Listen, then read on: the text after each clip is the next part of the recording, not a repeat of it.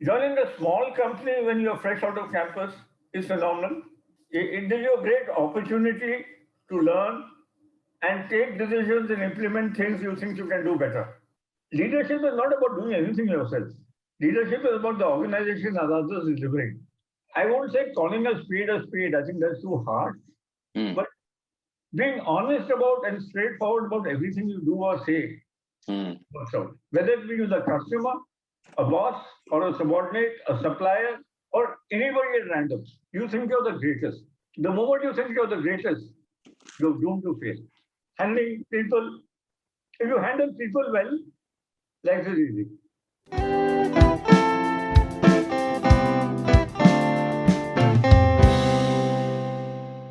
Okay, today we have with us Mr. Kanwar Beer Singh Anand, in short KBS Anand. Welcome, Mr. Anand. Thank you. Thank you, Ron. And Mr. Anand most recently served as Managing Director and Chief Executive Officer at Asian Paints, India's leading paint company, with a turnover of more than 17,000 crores. And with a career spanning over 40 years at Asian Paints, Mr. Anand worked across manufacturing, sales, and marketing functions. And his greatest achievement has been stewarding Asian Paints to the forefront of market innovations, from new products to new segments to everything in between. So he led the company in launching some top selling brands: Ace, Tractor Emulsion, Royal Play, Ultima, etc. And even their company run painting service in 2001. I think they called Asian Paints Home Solution, I remember. And so this was the first by any paint company in the world. And I have personally used APHS many times, and I'm a total fan of APHS. And so he has also launched color stores to simulate interiors and exteriors with color and decor. So in summary, I think he helped Asian Paints evolve from a paint company to a total decor solution facilitator organization. And he was nominated as Best CEO Private Sector at the Forbes Leadership Awards in 2016. And he was awarded the Quimpro Gold Standard in Business for Quality in 2017. He currently serves as an independent director on the board of Marico, Tata Chemicals, and Borosil. And Mr. Anand holds a BTech in Mechanical Engineering from IIT Mumbai and a PhDM from IIM Calcutta. So thank you for being on this show, Mr. Anand. Pleasure. As I shared, this show is focused on learning through stories, real life stories, and kisse kahaniyan. So beyond all this, accomplishments professionally, tell us a bit about your personal life journey, how it has spanned from childhood till now. That's rather long for this talk, but I'll try and do it faster. I came brought up in a middle class family. My father was in the Indian Navy. Okay. Early childhood in Navy Nagar. We had everything except money. It was quite an idealistic life. Today, I can't imagine any middle class person sending a 9-year-old to school who first walks 1.5 kilometers to the bus stand, gets Mm. onto a PST bus, pays Mm. 5 paisa for a 20-minute journey, and then walks half a kilometer to school. And Okay. I was doing this somewhere, I don't even remember. I was either 9 or 8 from then because a school bus was too expensive. Mm. And this was an easier way to travel. Okay. And I've been on BST buses without any money because I lost it and all those things. I mean, childhood was great. Can you imagine? You lived out Enid Blyton. I don't know if you did Enid Blyton, but Mm. it was a thing in our days. Mm. We actually spent, as young kids, I think 4 or 5 of us, 4 or 5 days away from home Okay. in the US Club golf course just behind Navy Nagar. There are actually World War II trenches and bunkers there, which we swept out, cleaned, and stayed, built a fire, cooked food. If you were extra hungry, went over to US Club and signed for some sandwiches. Okay. Life was great fun. It was a ball. Mm. Sometime later, I was sent to boarding because my dad was in the Navy. Okay. Uh, Came back from there. So life was And Bombay then, I think, was a very nice place. It was uncorrupt. When I got married, my wife told me, you don't know how to drive a ticket collector, what's wrong with you? So it was a very nice place. You could ask anybody for help, they helped you. I mean, it was an ideal world. I didn't know anything about, differences in religion, caste, this. I didn't know there were castes and etc. around. You never experienced them in life. Mm-hmm. But so it was good. And boarding school was a different area altogether. I was the second youngest in class. I Okay. was 5'2" when I passed out of school. This was which class? Which standard? I went there in the 8th and passed out in the 11th. I was 5'2". I was when the general height of the class was 5'8", 5'9". Okay. And boarding schools are not about studies; they're all about outdoor sports and activities. Huh. And if you're 6 inches shorter, physically bigger, you grow up fast. You have to live by your wits Hmm. and fight your way through Huh. in the outdoor sports world. Huh. So it changes you, makes you feel independent. I don't know how many middle class people would have traveled from Ajmer to Delhi by train, buying a ticket on their own and going. Ajmer to Delhi at what age? 13. 13 age alone. Alone. Okay. You go to the station, buy a second class ticket, a third class ticket, and go there. I mean, life was like that. It was in a way, it was very rosy. I don't think I've allowed my kids to do all those sort of things, but it was nice. Came back. When you come back from a boarding school where studies are not important, I actually wanted to be a doctor because our bio teacher was damn good, but I did badly in my 11th in bio. Okay. So I said, fall back. I didn't want to be a CA. There were 3 professions: doctor, CA, engineer. Yeah, I remember. So engineering, sat for IIT, tried to study on my own, which I wasn't used to, and didn't get through. Okay.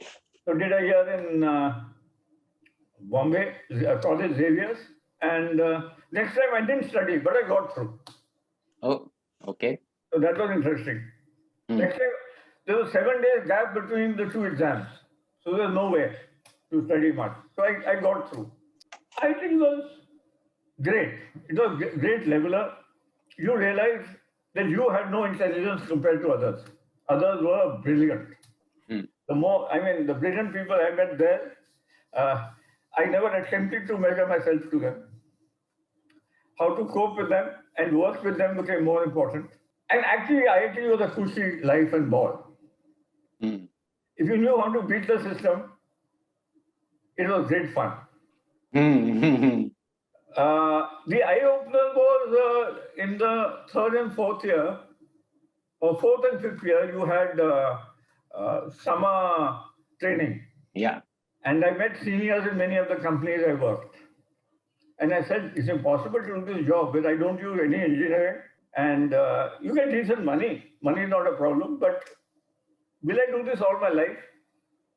And I said, look, what option?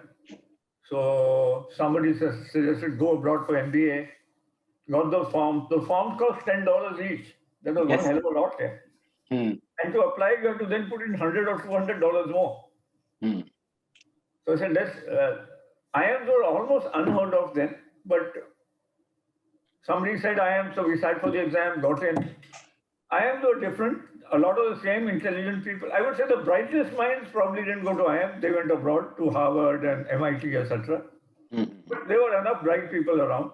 And there was a mixture of people from various IITs, other colleges, Stephens, etc. It was a great experience in its own way. IIM Calcutta, that in 70s was a village. Okay. We're in the middle of a very large lake. It takes 45 minutes to row around. And I think there was one staff member on campus who stayed away. It was a great time. And in spite of that, I think we learned quite a bit, which came later useful in life. And we were allowed 2 jobs on campus. You have to choose between them. I had done a summer project in Asian Paints, so I knew a bit about it. The other company I preferred, but I somehow didn't like the attitude when I went to the office for the final interview. So I joined Asian Paints. I think I was very lucky with that decision. Not because where I reached, because of two things. I think joining a small company when you're fresh out of campus is phenomenal. It gives you great it was a 60 crore company when I joined. Okay.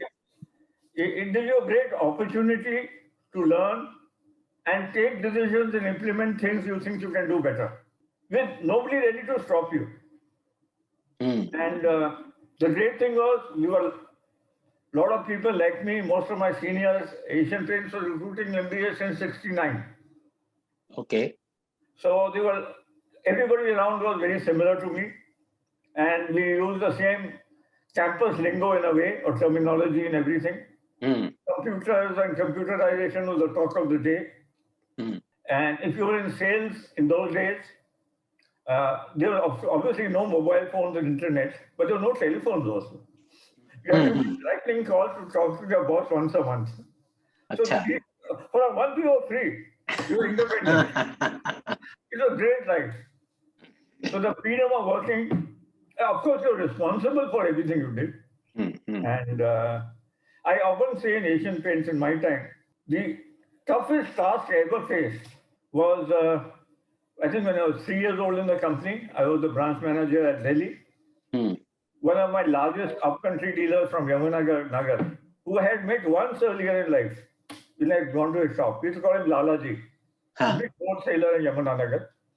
He said, Anand Saab, kal shaam ko 4 baje aapko meri dukaan pe aana hai. I said, now what the hell has gone wrong? What has Asian Paints done that I have to tell you calling me? So I rushed. As soon as I reached, he looks at me up and down. Ab thoda अच्छे कपड़े पहन के आते. I said, क्या हो गया? He said, एक लड़का आ रहा है मेरी लड़की को देखने.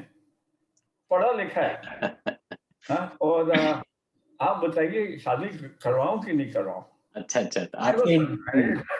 A raw chap, this fellow is 50 years old, and he wants me to help him decide whether his daughter should get married. I was like, luckily, I just chatted with the boy, seemed to be intelligent. I said he seems to be a nice guy and all. They got married and everything was okay, and he continued in Asian Paints. That was probably my toughest decision in life. And life went on. So Asian Paints, I think the greatest thing was you had great people all around. Very intelligent people, very capable people, and you could speak your mind freely and openly on what you thought was right or wrong. Have I spoken enough or do you want more? So I basically wanted you to go back to the college. You shared that there are a lot of things you did last moment. So if you can share some stories which... It was the last moment. You got it all wrong. It was all very planned. Yeah, planned. It was planned for the last moment. Thought through of beating the system. For example, in IIT, although I joined in electrical, I shifted to mechanical as soon as I realized I don't want to be an engineer. Why? Because you have a relative grading system. Yeah. And all the brightest blood was in electrical. So I would have been low down. So in mechanical, we had a system where the number 2 guy in the class used to get the notes from the number, and he never attended any class. He used to get the notes from the topper who lived in a different hostel at around 10 o'clock at night, read them till about 12:30, call 3 of us to his room from 1 to 4, and give us a crash course on what is going to come tomorrow and how you have to answer. And IT questions are not straightforward. There's catches and tricks. If you tell us this type of trick will come, look for it and solve it. And we run the notes to the topper at 4 o'clock in the morning, and we used to go to bed. I came third in class. So it's not last minute, sorry. It's all well thought out, planned, structured, and done. Use the brains of people around you. Yes. I think you learned collaboration right in the early times. And I am also, you were sharing IMC, you had another system. Slightly different sort of planning thing. We were a batch where somehow there were 14 of us from IIT Bombay together. And we used to have 6 subjects every term. Attendance was not compulsory, so why attend? So 2 people were given in charge of every subject, depending on their abilities. Like I got the quantity subject, so to speak.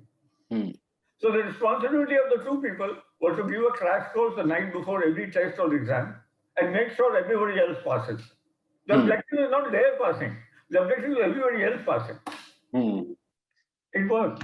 That is also very interesting that, everyone is responsible for making others winner and clear their exams. So probably, so do you think that style,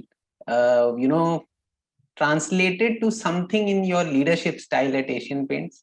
Definitely. I think everything influences everything. But leadership is not about doing anything yourself. Leadership is about the organization as others is delivering. Actually, the top leader does no work, to be very honest. Most CEOs don't do any work. Work is done by everybody else. They hold the space. No, you do set a direction. You also step in a crisis. You assist people and provide tools and help to support to anybody who needs to do anything. And there are always problems and crises. There are problems between people, problems with customers, problems in where you have taken decisions and gone wrong. You're wrong. Subordinates don't very easily correct. Only you have to correct. Very interesting. So if we, whenever you see a tree and, you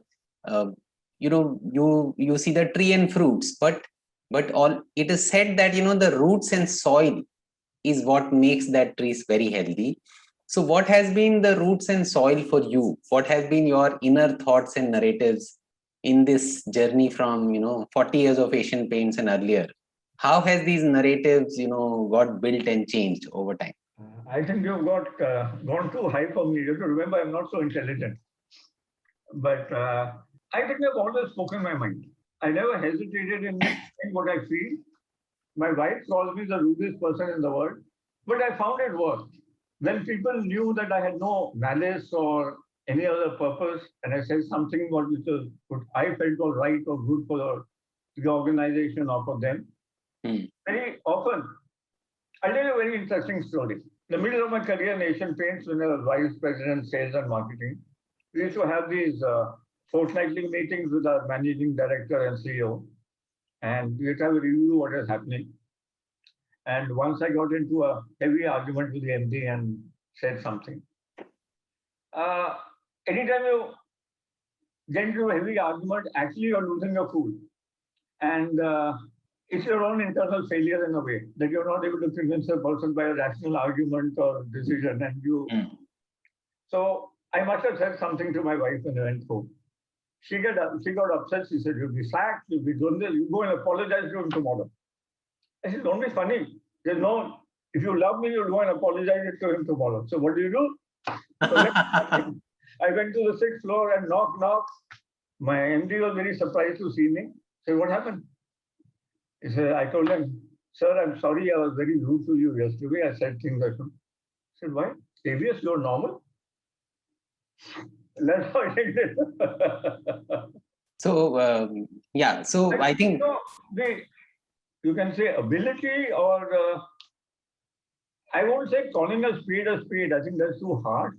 But being honest about and straightforward about everything you do or say. So, whether it be with a customer, a boss, or a subordinate, a supplier, or anybody at random.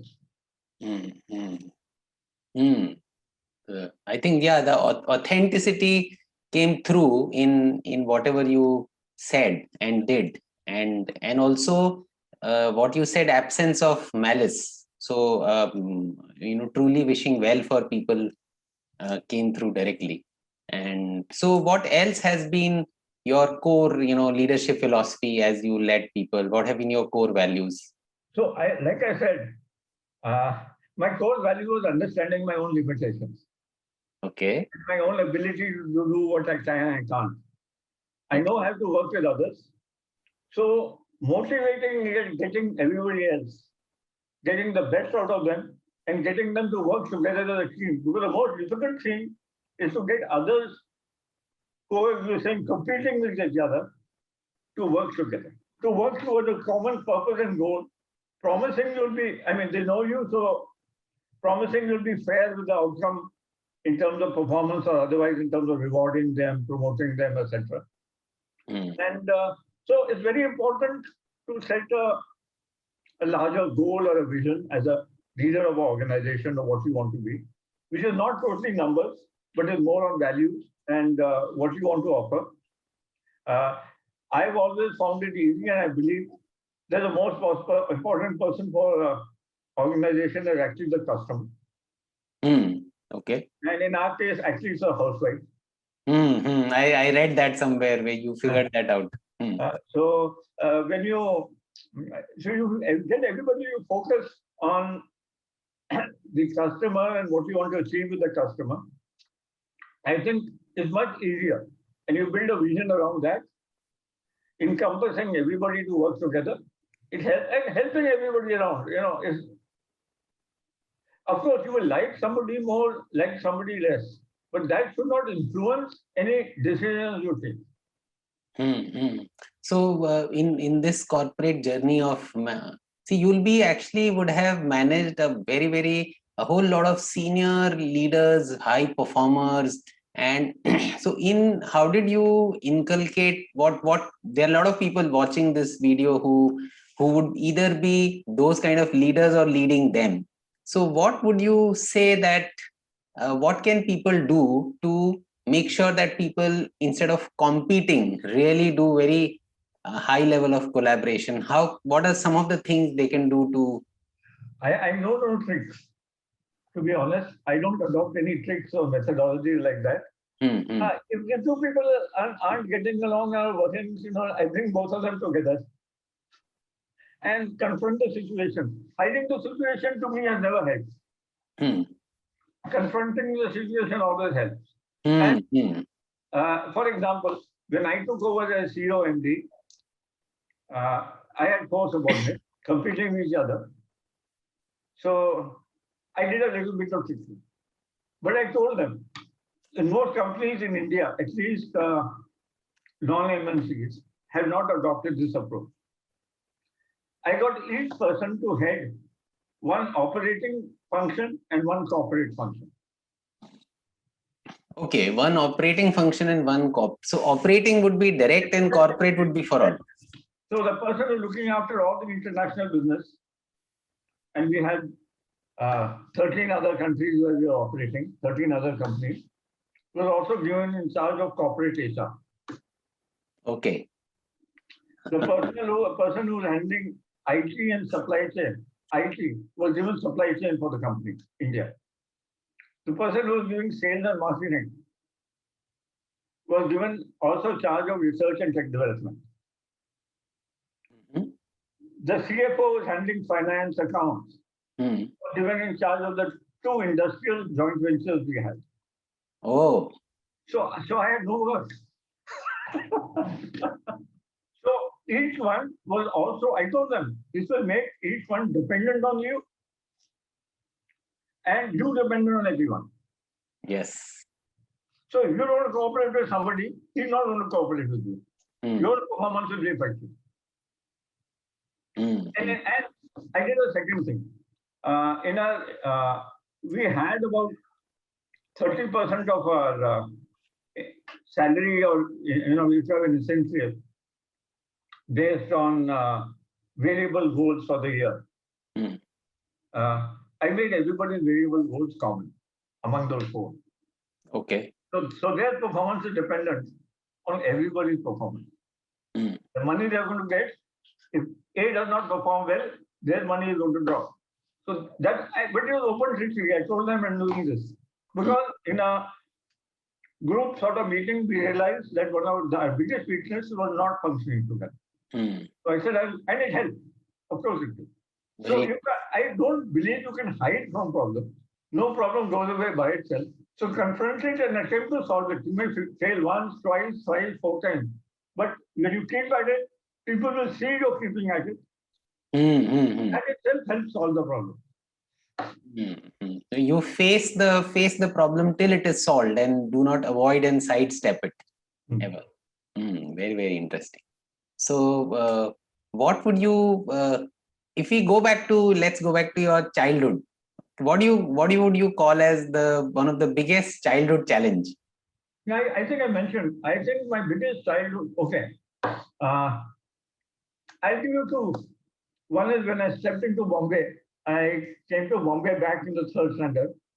I went to one of the top schools here. Being the only Sardar in school, I was taken upon. A Sardar is common in Delhi, not in Bombay. I was taken upon. I hit back. I was physically smaller than some of them, but I hit back. The moment I hit back, the bullies stopped. Okay. So I don't know where you will fit that into your jargon. But mentally, it was a tough time. Still, that got resolved. As a youngster going to school every day, you will understand it's a tough thing. Yeah, I can understand that. If you live under fear of being bullied versus you give it back to them and the bullying stopped. I'm not saying you won't get hit. You will get hit. Yeah. But it happened once and then it'll stop. Or it happened twice and it will stop. So there also you faced it actually, even if you have maybe had a shorter height or whatever the physique, but you faced it. And the same thing got repeated when I went to boarding school. In a bigger way. Yeah. Because around, only monitors, everybody who can bully you. So any physical punishment, no issue, take it. Don't cry, whimper, complain, anything. Fight back. So I think that has continued since then, even till date. Probably, I think there are some characteristics that come in and but everybody is different. So I'm not saying, the only thing in the leadership lectures, I personally believe, everybody wants to go to his own style of leadership. Yes. But feel it is the right way. I don't adopt the style of leadership because A told me, or B told me, or C told me. This came to you internally. So it's not, you see many leaders in the organization. I also learned from them. You see how they behave. You like something, you don't like something. But you have to be clear cut in terms of what you want to take and what you don't want to take. So if you have to look back in your life, what would be one or two events that shaped, KBS Anand, shaped his personality? What events will stand out? I think going to boarding school. Yes, okay, that is one. I'll tell you a small story within Asian Paints, which helped me stick to the way I am. Okay. I think it was 83. I came to Bombay. Bombay was the largest branch. I was heading Bombay sales. We were about, I think, 17-20% of the company sales. In those days, about 30-35 people working under me. Bombay was covering from Dhulia, Jalgaon to Ratnagiri, Sindhura, a large area. As I took over, my predecessor, who was leaving to join, I think, Lakshmi or some other company, told me that, look, in this market, we are weak. It's the largest wholesale market of Bombay. You must open this leader. He's ready to open. The only problem was opposite him was a shop of another old loyal paint dealer, somebody to whom the founders of the company in the 40s used to carry one can of paint on a bicycle and deliver. He was a dealer on whose father's birth centenary the company distributed silver coins. But he was going for competition more than for us at that point of time. After evaluating pros, cons, benefits, etc., I went and met the dealer, told him, all old dealers are called Lalaji, so he was also called Lalaji, and told him, he said, "Acha nahi hoga." I told him, you're growing for A, B, C, not for us. We have to look for opportunity. About 15 days later, I get a phone call from my boss who says, KBS, what have you done? I got a phone call. He got a phone call from his boss, who got a phone call from his boss, who got a phone call from his boss, who got a phone call from the Chief. vice chairman. Hmm. So I told him, what I said was logical, so my boss couldn't do anything. And actually, I didn't know the depth of the relationship so much also because I had just stepped into the branch Hmm. a month earlier. A week later, this phone call repeated. Then I said, I'm in trouble. So I dug out some historical data of the dealer, what he done for us, and I prepared myself mentally that I'm going to get a big firing. Let me be ready. Hmm. Then I happened to be in head office for meeting my boss, I think, for something. And we had a gruff old gentleman. I mean, the only true gentleman I ever seen in life, gentleman called Mr. Abraham, who had general manager of sales. Said, he called me, Chavius, come here. What have you done? Whatever. I knew what I'd done, but he says, the chairman rang me up saying so-and-so has rung him up and he's very upset. So I took out that one sheet of paper and said, this is what this dealer has done for us in the last 5 years. Our market share has declined by about 5-6% in this market. You want it to continue, I can have it continue. I'm trying to correct it. He said, you decide. He said, KBS, you don't make any decision easy for me. So then I drove up to my branch. My branch was in Matunga. So by the time I reached the branch, I got a message to call back. I called back. He said, Chairman, I discussed with the chairman. Chairman told me to tell the dealer not to renew up again. It won't be good for him. So when you get that sort of psychological support or backing, you feel you're in the right direction. So it's not that everybody goes on a certain path thinking that he's right. Every individual, however great he is or however good he is, always needs a reaffirmation from people he thinks are correct that he's doing the right thing. And you said this was 83. So you joined Asian Paints in 79. So this was first 4 years. Yep. I think so that would have laid a very strong foundation of maybe your values getting aligned with company's value. And that would have made a big difference. Now I want you to scan. Mr. Abraham, I would have disagreed on many things, done things which he gave an order not to do because I believe they were right. And when they succeeded, he just said, KBS, you get away with murder. So if you further look back these 30-40 years or earlier, what would you call as kind of a turning point of your life? Was there a which completely change your way of thinking or made you a lot more mature or something? How would you? The period between 89 and 98, I was in manufacturing. Okay. I set up a plant in Uttar Pradesh, just outside Delhi. And it gave me a totally new perspective. I was a Bombay kid, forget hostels. UP is not like Bombay. You're from UP? I think my grandmom is from Ghaziabad, but I was from Jaipur. So Kasna is very close to Ghaziabad. Greater Noida. No. So I used to think Hindi movies are science fiction. I mean, all the things. Actually, UP is 5 steps ahead of Hindi movies. Hindi movies don't depict anything. Okay. Real life is very different. And I saw the real life there, both pluses and minuses. And it also taught me, I mean, people in sales think all other functions are useless, but when you realize what manufacturing does, how they deliver or otherwise, other HR, it gave me a much more on-the-ground understanding of all parts of an organization. I can't say I liked it the most, but it developed me in a manner.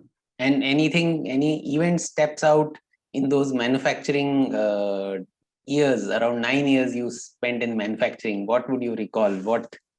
Any story? So many, but okay.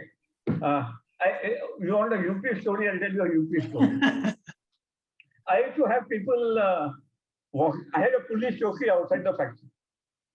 But I used to have people walking into the factory with 2-3 AK-47s around their neck. Okay. And as the crow flies, it was 15 kilometers from Connaught Place. That's all. 55 kilometers by road. That is measured, and 15-20 kilometers by as the crow flies. So it's not far from civilization. Yeah. So I saw AK-47 for the first time. Interesting episode. One day we had gone for dinner to Delhi, my wife, me, and the kids. When we came home at 12 o'clock at night, I find a mob. I lived on the second floor in Noida. We find a mob of 20, 30 people below my house. Lot of noise. I park and I recognize one chap as a security guard from a supervisor from a factory. I tell my wife and kids, you stay in the car. And I go up with that fellow and he takes 1 or 2 people with him and he comes home. They tell me, Saab, ab Delhi wapas jao. The head gunda there, who was the brother of the MLA, has issued a death warrant on you and said that inko UP mein rehne nahi deenge. Achha. Aap chale jao. So I packed them off. Wife and kids came up. Wife naturally very hassle always. I pity wives. They have to go through much more than we do. So I told her. So she didn't know what hit her. And yeah, what are you going to do? I said, give me some time, let me think. Well, what are we going to do? It was already about 1 o'clock at night. She said, leave. I said, I can resign from the company, no problem, but I'm not going to resign till I solve the problem. So next morning I said, chalo, let's see what happens. So I picked up one UPI who was my admin manager. I used to drive the car myself to the factory. I had a driver, I don't know which, I don't remember now. I went to the Gunda's house in the morning. Or I went to the MLA's house in the morning. I told him, I heard you have issued this warrant fire. So he gave me a story that you got somebody beaten up, this, that, and all that. And the police Choki has got a written complaint since then. I said, nothing of the sort. They talked to my brother, who was the head honcho. Talked to him. The fellow says, we'll meet at the factory and confront the police at 4 o'clock. I said, fine. I went and met. Police didn't have anything, obviously. Matter is all. So I've had threats. People have come and said, you do this, or next week we'll polish you off. Luckily, I didn't have to do anything. But there also you faced it actually. That is the theme which is... But how can you run away from it? Tell me. Yeah. How can you run away? Either you quit your job and go away. No police protection, armed force protection. Those gundas became my biggest friends. I never paid them a paisa in my life. I've been to the house, attended their marriages, funerals, everything. Their kids still call me Uncle G today. So that is a very interesting thing that, you have to understand where they come from. You give a little respect. I didn't go running to the cops. If I had gone running to the cops, I would have created a problem. I came and said, look, what's the issue? If I go to the cops, then it becomes the confrontation straight away. So everybody wanted me to go to the cops, including my boss. But I decided otherwise. I can't live in the midst of them on daily confrontation. So see, I'm noticing a trend, which is something where you centered yourself on your inner strength rather than external factors, like taking help of police, taking help of parents, or in any case, or so with that inner strength, then facing the situation, passing through it, and probably you created a lot more deeper friendships than creating enemies because of being authentic. I leave all that analysis to you. I don't get involved. But honestly, I will tell you, in most situations, difficult situations or otherwise, in the company or outside the company, if I give my point of view or say what I feel, 9 times out of 10, the other side believes me. Even if it is against me. I don't know. I get away with that. So you were saying 9 out of the 10 times, even the party in the front agrees with you with whatever solution or suggestions you come up. There's a confrontation. My story if I'm giving, they believe me. Why would that be so? What would be your guess? I have no clue. I think positive attitude I somehow got. Yeah, I think absence of malice is one thing which you earlier mentioned. And even in the confrontation, you don't go into the malice side probably. And No, you have to understand, the Gunda or the MLA is behaving in that way because of his own prestige or status. yeah, When he feels somebody define him, he has no option but to confront. correct. He doesn't want to confront. Well, he's not going to gain much. The moment you realize that, so you have to get the scare element out or the fear element out. So of Very course, I was upset and scared, but it worked out well. okay. So let's come to another thing that in all these years, what would you consider as one of the biggest failure, setback, or rejection, and that you turned around in life?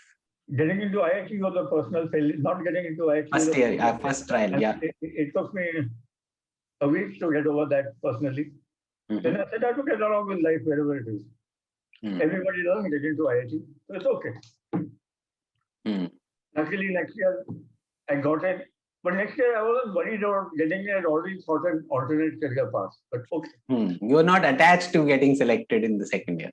In Asian Paints, around 99 when I took over, 98 I took over sales and marketing. So in 99 we did a very extensive survey of consumers all across the country, some 850 consumers. I cited many groups.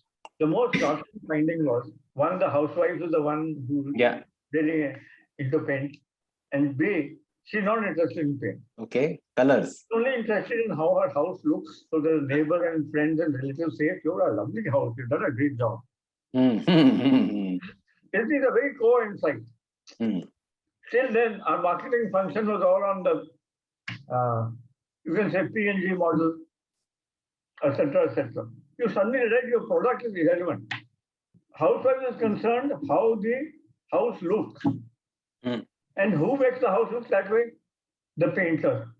We have no connection with the painter. Who connects with the painter? The shopkeeper.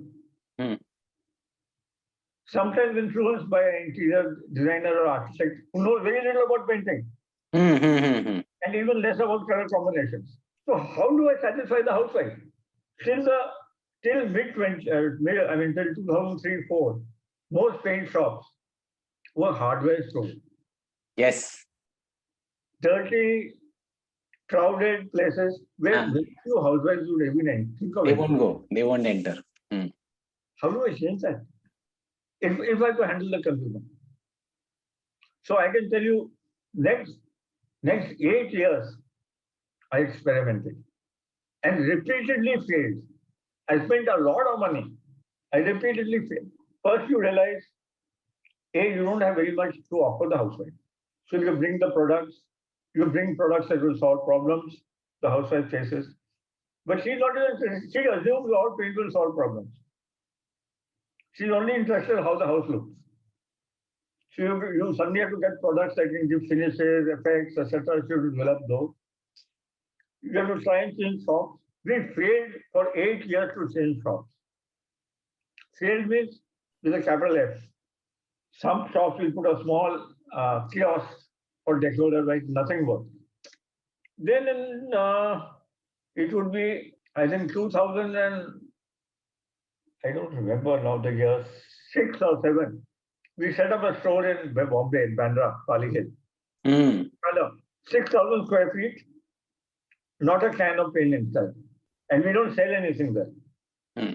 The monthly rental drives us mad. And I was in a Biju company where every paisa is valued like anything. I only know how each and I constructed a 6 crore capital expenditure with monthly outgoings or annual outgoings which are heavy. So we created a sort of a color store which helps consumers realize how color can change their home. It was largely, you can say in a way, fashioned on the Nike store which we saw in UK and etc. But a bit more. But what it did, it gave us a lot of insight on what works with consumers. Many things we did first time were totally wrong, like in all senses. And it was very expensive, like I told you. We did a second one in Delhi in Connaught Place, then gave up. Then we took a small portion of the store and asked some shopkeepers, Can you give us, you have a shop of 600 square feet, give us 300 square feet. And we designed the full shop, 300 square feet with no can of paint. Just purchase one color consultant and an ambient panels, various devices to help consumers select their paint. And housewives started flocking. Today we have probably 500 of them. We give probably about 15 lakh color consultancies a year through this store to families. Shopkeepers are thrilled because they can sell expensive paint easily. Earlier, they didn't have the ability to sell expensive paint. True. But they could only say price. They can say, "Acha hai, bura hai," not much more. But a consultant whom you have trained is able to do more. Then we went into waterproofing to solve consumer problems. So Yeah. 50% of homes have leakage problem or seepage problem. Yeah. Inbuilt in all this was, I think around 2009, I launched a consumer centricity drive in Asian Paints. This was started with maybe 2 years earlier. Earlier, since 97, we were an ISO 9000 company. Not to talk against ISO 9000, but I'm not sure it does too much always for the end consumer. Because we are certified in then Processes. the consumer complaint to the dealer, who complained to the salesman, who complained to the company. If the company felt it, he sent the salesman back to get a sample. That whole process took 20-25 days. Then the company responded after 28 days as per ISO norms. Genuine, not genuine. This consumer is going to wait 2 months when his house has been painted. Yeah.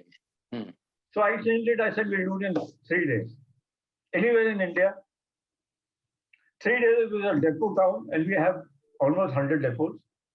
Or 7 days is an upcountry town, and the on-field salesman, supported by technicians, have to attend every complaint and close the complaint in 3 days. It's not visiting the customer. We give them the authority up to a certain point to decide, replace the paint, get it repainted, do anything. 50,000 complaints a year is not small.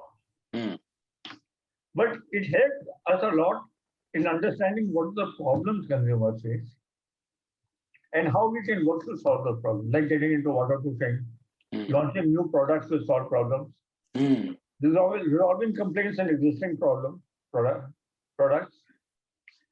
And this entire transformation journey into decor. And sometime about 5 years ago, we launched AP Homes, which is a mini home depot, if you want to call it, which has all the products of the home. Not we supply the paint, the kitchens and the bathroom, because we own those companies. All the other products, we help the dealer source from somebody else. We today probably, I don't know, we might be having about 20 of them up today. I have no idea because I'm no longer in the company. So these are also runaway systems because they help the housewife, especially a middle-class housewife in a small town. The entire decoration of the entire interiors of the home can be done on computer software in the company.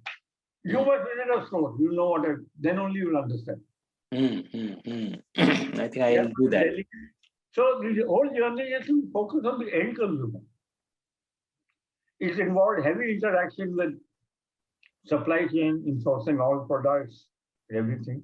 In many products imported only for these stores, like wallpaper.